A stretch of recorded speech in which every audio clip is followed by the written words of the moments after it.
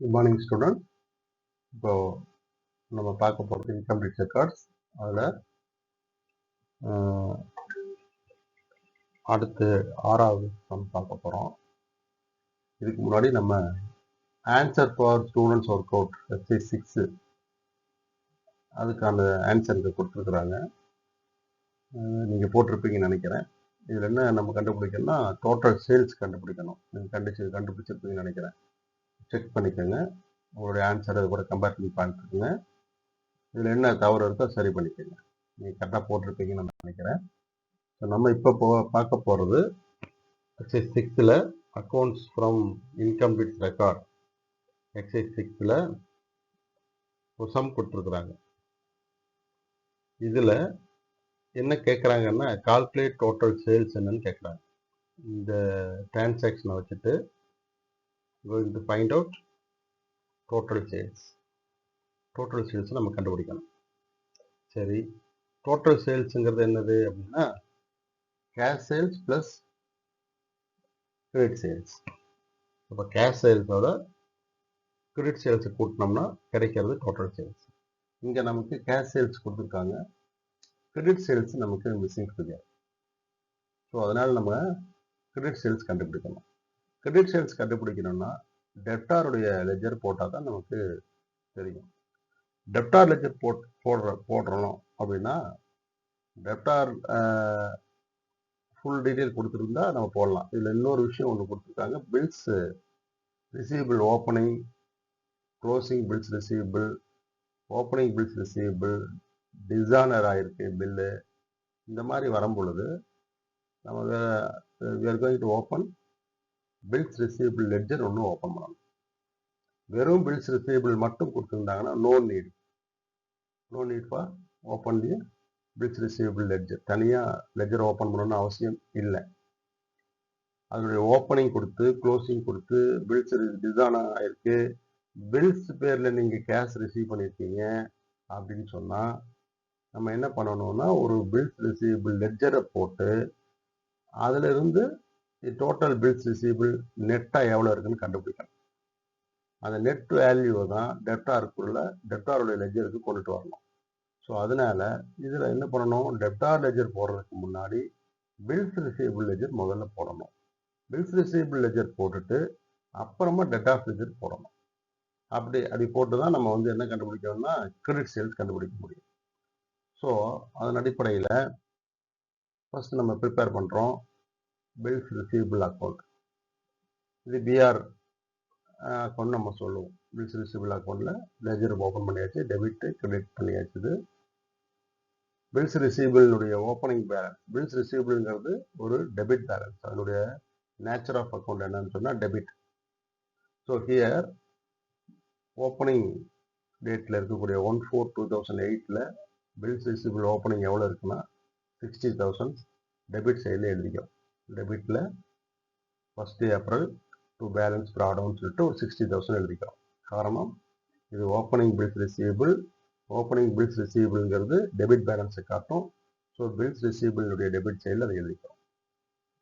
அடுத்தது cash received for BR. Cash receive பண்ணியிருக்கோம். So cash account data to bills receivable, ஏன்னா against பிஆருங்கிறாங்க. So இங்கே நம்ம பை கேஷ் அப்படின்னு சொல்லிட்டு 1,60,60,000 கிரெடிட் சைடில் நம்ம கொண்டு வரோம். பில்ஸ் ரிசீவபிளுடைய கிரெடிட் சைடில் cash account data to bills receivable. So அதனால பில்ஸ் ரிசீவபிளில் கிரெடிட் சைடில் 1,60,60,000 கொண்டுட்டு வரோம். அடுத்து டிசானர் ஆயிடுச்சு, பில்லு டிசானர் ஆயிடுச்சு. ஸோ இந்த பில்ஸ் டிசானர் ஆனதுக்கான entry bills dishonour account data to bills receivable அப்படின்னு நம்ம போடுவோம். ஸோ அதில் கிரெடிட் சைடில் 15,000 rupees டிசானருக்கு பில்ஸ் ரிசீவபிள் டிசானர்னு போட்டாச்சு. அடுத்தது என்ன கொடுத்துருக்காங்கன்னா closing balance. Closing balance credit சைடில் வரும். அது 90,000 உள்ள என்ட்ரி பண்ணிட்டோம். ஸோ கிரெடிட் சைட் பார்த்துட்டிங்கன்னா கேஷ் வாங்கினது, டிசானர் ஆனது, க்ளோசிங் பேலன்ஸ், இது மூணுடைய டோட்டல் 2,65,000.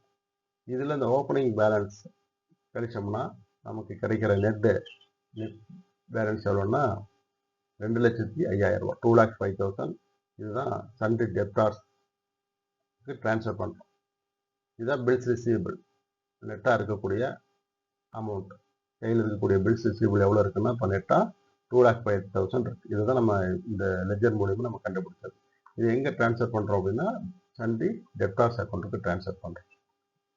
இப்போ சண்டே டெப்டார்ஸ் அக்கௌண்ட் ஓப்பன் பண்ணுறோம். சண்டே டெப்டார்ஸில் இந்த சைடில் வந்து சம்முடைய இதை கொடுத்துருக்குறாங்க. இந்த சைடில் பார்த்துக்குங்க. டோட்டல் டெப்டார்ஸ் அக்கௌண்ட்டில் debit side credit side ledger open பண்ணியாச்சு. Debtors always debit balance. So opening balance வந்து 2,50,000 டெபிட் சைடில் கொண்டுட்டு வந்துட்டோம். அடுத்தது கேஷ் ரிசீவ் பண்ணோம்னா cash account debtor to debtors account. So கேஷை வந்து கிரெடிட் பண்ணுறோம் 7,25,000 ரூபாய். அடுத்தது ரிட்டர்ன். ரிட்டர்ன் வந்து இந்த டெப்டார்ஸ் நமக்கு திருப்பி கொடுத்தது sales return. So sales return account debtor to debtors account. So அந்த ஜேர்னல் வந்து லெஜர் பண்ணிங்கன்னா கிரெடிட் சைடில் return inward 50,000 rupees. Bad debts அதுவும் அதே மாதிரி டெப்டார்ஸுடைய கிரெடிட் சைடில் 30,000 rupees. இதுக்கான ஜேர்னல் சொன்னோன்னா bad debts account debtor to debtors account நம்ம சொல்லுவோம். அந்த ஜேர்னலை வந்து லெஜர் பண்ணிங்கன்னா டெப்டார்ஸுடைய கிரெடிட் சைடில் பேட் டெப்ட்ஸ் வரும் 30,000. அடுத்தது க்ளோசிங் பேலன்ஸ் ஆஃப் டெப்டார்ஸ் வந்து ஆல்வேஸ் கிரெடிட் பேலன்ஸ். ஸோ இங்கே நம்ம பை பேலன்ஸ் கேரி டவுன் போட்டு 2,40,000 கொண்டு வந்துடும்.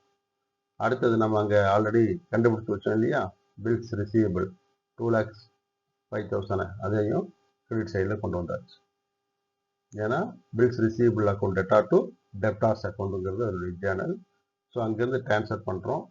ட்ரான்ஸ்ஃபர் என்ட்ரி போட்டு ட்ரான்ஸ்ஃபர் பண்ணுறோம். ஸோ டெப்டார்ஸ்னுடைய கிரெடிட் சைடில் பில்ஸ் ரிசீவபிளை கொண்டு வந்தாச்சு. அடுத்தது பில்ஸ் ரிசீவபிள் டிசானர்டு அதில் வந்து ஒரு 15,000 கிரெடிட் ஆர்டருடைய இதில் கொண்டு வரணும். இங்கே இது கொடுத்துருப்பாங்க. அது நம்ம இது வந்து டபுள் எஃபெக்ட் வரும். டிசானர் ஆனது 15,000 ரூபாய் டெப்டார்ஸ் லெஜர்லையும் நம்ம காட்டுறோம். ஸோ அதோடைய டெபிட் சைடில் 15,000 கொண்டு வரோம். ஸோ நெட்டாக பார்த்துட்டிங்கன்னா டெப்டாருடைய கிரெடிட் சைடில் மொத்தம் என்னென்ன இருக்குது? கேஷு, பில்ஸ் ரிசீவபிள், ரிட்டர்ன் ஆனது, பேட் டெப்ட்ஸ் ஆனது, க்ளோசிங் பேலன்ஸ் இருக்குது. இதனுடைய மொத்தம் 12,50,000. இதிலிருந்து ஓப்பனிங் பேலன்ஸையும் பில்ஸ் டிசான் ஆனதையும் கழிச்சிட்டோம்னா மீதி நமக்கு கிடைக்கிறது கிரெடிட் சேல்ஸ் 9,85,000. ஸோ 12,50,000லேருந்து ஓப்பனிங் பேலன்ஸையும் பில்ஸ் டிசான் ரிசீவபிள் 15,000 கழிச்சிட்டோம்னா வரக்கூடியது தான் 9,85,000. ஸோ இப்போ நம்ம என்னென்ன கண்டுபிடிச்சோம் அப்படின்னோம்னா ஃபஸ்ட்டு வந்து acceptance receive from debtors, that means bills receivable BR 2,05,000 கண்டுபிடிச்சோம். ரெண்டாவது கிரெடிட் சேல்ஸை கண்டுபிடிச்சோம். இந்த சம்பளம் நமக்கு என்ன கேட்டிருக்காங்கன்னா டோட்டல் சேல்ஸ் என்னன்னு கேட்டாங்க. ஸோ டோட்டல் சேல்ஸ் அப்படிங்கிறது cash sales plus credit sales is equal total sales. Cash sales already சம்பளம் கொடுத்துருக்காங்க 3,15,000 கொடுத்துருக்குறாங்க. இப்போ நம்ம கண்டுபிடிச்சது credit sales 9,85,000. So total sale வந்து 13 lakhs. இதுதான் அந்த சம்பளம். ஓகேவா? அது உங்களுக்கு புரிஞ்சிருக்குன்னு நினைக்கிறேன். புரியலன்னா திரும்ப நீங்கள் ஒரு தடவை 2 தடவை கேட்டு பாருங்கள், ஈஸியாக அண்டர்ஸ்டாண்ட் ஆகும். நெக்ஸ்ட்டு வந்து ஒரு சம்மு கொடுத்துருக்காங்க. என்ன கொடுத்துருக்கு அப்படின்னா பில்ஸ் ரிசீவபிள் அக்கௌண்ட்டை ப்ரிப்பேர் பண்ண சொல்லி. இது ஈஸியாக இருக்கும். இதை ஒர்க் அவுட் பண்ணுங்கள். இதனுடைய ஆன்சர் வந்து உங்களுக்கு அடுத்ததில் நான் கொடுக்குறேன். Thank you student.